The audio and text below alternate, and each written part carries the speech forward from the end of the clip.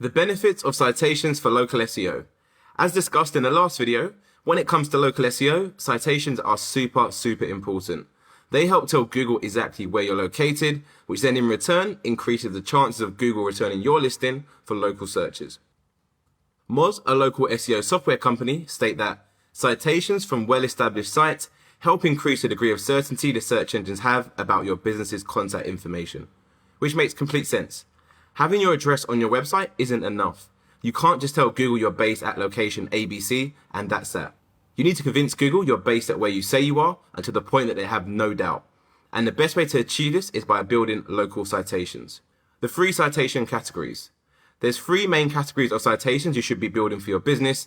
And before I get into each one, it's vital I mention that all 3 categories are your typical structured citations. As discussed in the last video, these structured ones are the ones you want to be focusing on.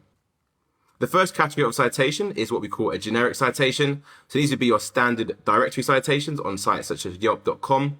The second category is what we refer to as a niche relevant citation. So these would be citations on directories that are relevant to your niche and your industry.